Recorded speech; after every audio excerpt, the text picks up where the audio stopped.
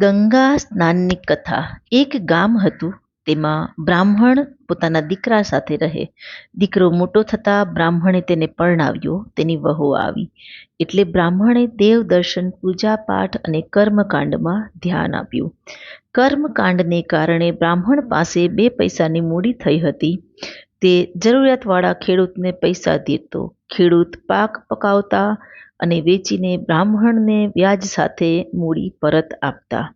બ્રાહ્મણે એક દિવસ કર્મકાંડનું કાર્ય પતાવીને ઘરે આવી. દીકરાની વહુએ રસોઈ તૈયાર રાખી નહોતી. આથી દીકરાની વહુને ઠપકો આપ્યો. વહુ જરા મિજાજવાળી હોવાથી તેણે તો કોઈના કહ્યા વગર પિયર ચાલતી પકડી. બ્રાહ્મણનો દીકરો ઘરે આવ્યો ત્યારે પિતા પાસેથી બધી વાત જાણી. તેને થયું કે ભલે ગઈ તેના પિયર, 4 દિવસ રહી અને તેની મેળે આવી જશે. આમ કરતા પુરુષોત્તમ માસ નજીક આવ્યો. બ્રાહ્મણે દીકરાને કહ્યું કે 2 દિવસ પછી પુરુષોત્તમ માસ આવે છે. હું દર વખતે પુરુષોત્તમ માસનું વ્રત કરું છું. તારી મા હતી એટલે મને કાંઈ વાંધો નહોતો આવતો. હવે તારી મા નથી તો આ વખતે મારે વ્રત હશે. નદીએ કથા વાર્તા કહેવા રોકાવું પડશે. કર્મકાંડનું કામ પણ ચાલશે એટલે એકટાણું ભોજન બનાવવાની તકલીફ રહેશે. તું તારી પત્નીને પિયરથી તેડી લાવ, જેથી ઘરનું કામકાજ સંભાળે તો હું શાંતિથી પુરુષોત્તમ ભગવાનનું વ્રત અને ભક્તિ કરી શકું. દીકરો તો તૈયાર થઈને સાસરે નીકળ્યો. રસ્તામાં એક ખેતર આવ્યું. ખેતરમાં સરસ મજાના પાકને જોઈ અને તેનું દિલ થયું. ત્યાં તેની નજર ખેતરમાં ચરતી ગાય પર પડી. તરત તેને યાદ આવ્યું કે આ ખેતર તો ધનજી પટેલનું છે. ધનજી પટેલને પોતાના પિતાએ પૈસા ધીર્યા હતા. આ વાતની તેને ખબર હતી. ગાયને ચરતી જોઈ અને વિચારવા લાગ્યો કે આ કોઈ ભટકેલ ગાય પેસી ગઈ હશે. રોજ આવીને આ મહામૂલો પાક ચરી જતી હશે. જો આ રીતે આવા હરાયા ઢોર ઊભા પાક ચરી જાય પછી ખેડૂત ખાય શું અને પૈસા ભરે ક્યાંથી? પોતાના પિતાના પૈસા વસૂલ કરવા માટે પણ આ ગાયને મારીને હાંકી કાઢવી જોઈએ. બ્રાહ્મણનો દીકરો હજુ આવો વિચાર કરે છે ત્યાં તો પટેલ આવી પહોંચ્યા. તેણે તરત ચાડી ખાધી. પટેલ, આ ગાય રોજ આવીને ચરી જતી હશે. આજ તો મારીને ખૂબ ભૂલાવી દો. પાક તૈયાર થાય ત્યારે આવા હરાયા ઢોરનું ખાસ ધ્યાન રાખવું જોઈએ. પાક વેડફાઈ જશે તો તમે પૈસા કેવી રીતે બચાવશો?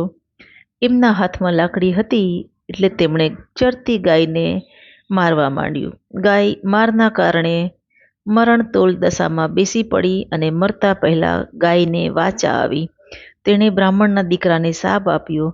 બ્રાહ્મણ પુત્ર, તે મારી વિરુદ્ધ ખોટું વાત કરીને ખેડૂત પાસે મને માર ખવડાવ્યો અને તેના પરિણામે હું થોડીવારમાં મરી જવાની છું. હવે તારા કર્મના ફળ સ્વરૂપે તું ગધેડાનો અવતાર ધારણ કરીશ. આ શાપ સાંભળી બ્રાહ્મણનો દીકરો પરેશાન થઈ ગયો. તે ગભરાયો. આ તો ગાય માતાનો શાપ, કોઈ કાળે મિથ્યા ન થાય. તે તો ગાયના ચરણોમાં પડ્યો અને કરગરવા લાગ્યો, હે માતાજી, મારાથી અક્ષમ્ય અપરાધ થયો છે.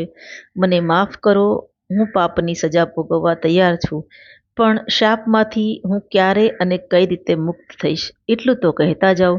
ગાય માતા બોલ્યા કે તું તારે સાસરે જઈશ ત્યાં તું ગધેડો બની જઈશ. હવે તારી વહુ તને ગધેડાના સ્વરૂપમાં અહીં લાવી અને પુરુષોત્તમ માસની શરૂઆતથી માંડી છેલ્લા દિવસ સુધી રોજ સવારના ગંગા નદીમાં સ્નાન કરાવી, પોતે સ્નાન કરે, તને ખવડાવી અને એકટાણું કરે તો તેના પુણ્યના પ્રતાપે તું ગધેડામાંથી અસલ સ્વરૂપમાં પાછો આવી જઈશ. આટલું કહ્યા પછી તો ગાય મૃત્યુ પામી. બ્રાહ્મણ પુત્ર ભાંગેલા પગે પોતાના સાસરે ગયો અને ઢીલો જોઈને સાસરીવાળા સમજી ગયા અને રાજી થયા. તેઓએ માન્યું કે કેવા ઢીલા થઈને તેડવા આવ્યા છે. બ્રાહ્મણ પુત્રે ગાયના બનાવની બધી વાત કરી પોતાની પત્નીને કહ્યું.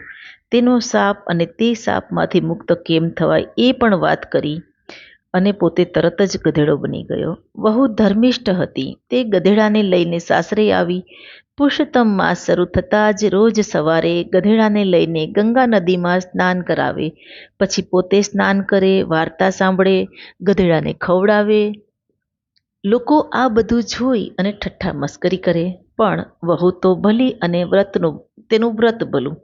આ રીતે રોજ વહુ ગધેડાને લઈને નદીએ જાય, સ્નાન કરે. આ બધી વાત રાજાના કાને ગઈ. રાજાએ સિપાઈને મારફતે ગધેડાને પકડીને મંગાવ્યો. વહુ તો રડતી રડતી રાજા પાસે આવી. રાજા ઝરૂખામાં ઊભા હતા. બહાર ગધેડો બાંધેલો હતો. વહુ તો ગધેડા પાસે ગઈ અને તેના શરીર પર હાથ ફેરવવા માંડી. પછી રાજાને ઉદ્દેશીને કહ્યું કે મહારાજ, આ ગધેડો મને પાછો આપો. તેને નવરાવી તેમજ ખવડાવી પછી મારે જમવાનો નિયમ છે. રાજા કહે, તું નદીએ જઈ ગધેડાને નવડાવે, તેથી ગંગા નદીનું પાણી ખરાબ થઈ જાય છે. ગંગા નદીમાં બધા જ લોકો નાહી છે. આ પુરુષોત્તમ માસ છે, એટલે નાહનારની સંખ્યા પણ અધિક છે. તો તું એમાં ગધેડાને નવડાવે તે યોગ્ય નથી. વહુ બોલી, મહારાજ, મારો આ ગધેડો સામાન્ય ગધેડો નથી, પણ દેવતાઈ છે. તેનું સાચું સ્વરૂપ જોવું હોય તો પુરુષોત્તમ માસ પૂરો થાય ત્યારે તમે મારા ઘરે પધારજો. રાજાના દિલમાં દયા આવી. તેમણે ગધેડો વહુને સોંપી અને નિત્ય નિયમ મુજબ વહુએ ગધેડાને નવડાવી ખવડાવી પુરુષોત્તમ માસ પૂરો કર્યો. હવે તે ગાય માતાના શાપમાંથી મુક્ત થવાની તૈયારીમાં હતો. વહુએ ગંગાજળનો લોટો ભરી ગધેડા પાસે ઊભા રહી પ્રાર્થના કરવા લાગી. હે પુરુષોત્તમ ભગવાન, જો મેં આખો મહિનો પૂરેપૂરી શ્રદ્ધાથી તમારું વ્રત કર્યું હોય તો ગાય માતાના શાપમાંથી મારા પતિને મુક્ત કરી અસલ સ્વરૂપ પાછું આપો.